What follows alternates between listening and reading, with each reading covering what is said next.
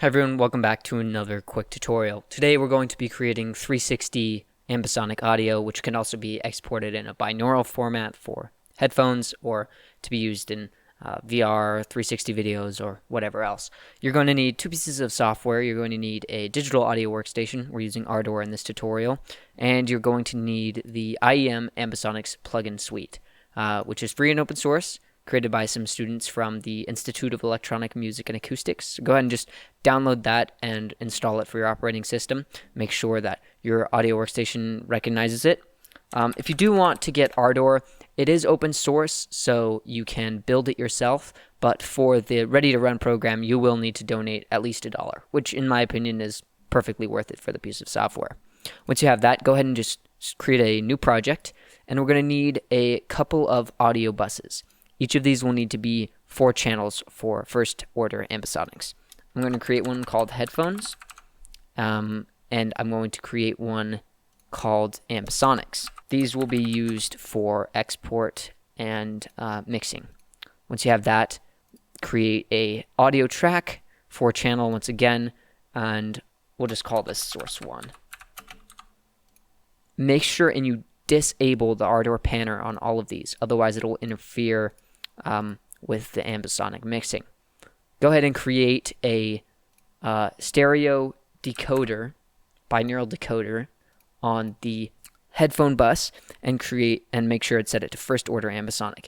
Every instance of an IEM plugin, you're going to have to choose which ambisonic order. Then go ahead and just go into pin connections and make sure that it only has 2 audio outputs, because we don't need any more than that. Then disconnect our master from all of our tracks and connect it to the headphone output.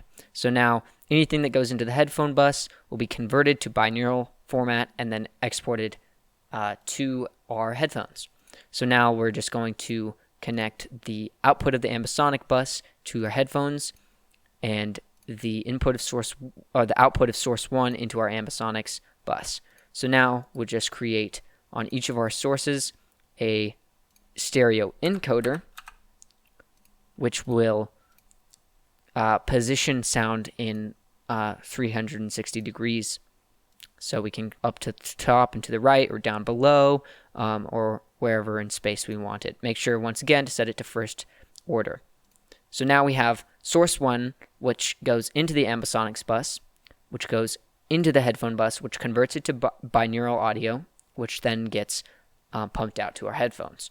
So now I just have some voice memos here of some different sounds. I'll just bring in a stereo or a mono file here. Stereo works as well. And if we play that, we can actually position it anywhere in space we want. Obviously, this effect is only going to work if you have headphones on. But down below, up above, to the front, to the back, anywhere in space we'd like. Make sure, once again, that you have all of the IEM plugins set to the first order if you're using first order, and that the panners are turned off. At this point, we now have one audio file positioned in space. If we want more, we can just go ahead and duplicate this, which will keep it connected to the ambisonics bus, and we can rename it and delete that and reposition everything wherever we'd like. If you've recorded ambisonic audio, then just create an audio track with 4 channels, and you can bring that straight in here and adjust that as well. Make sure to pump it into the ambisonic bus. At this point, if you wanted to export your masterpiece, go ahead and go in Session and export to audio files.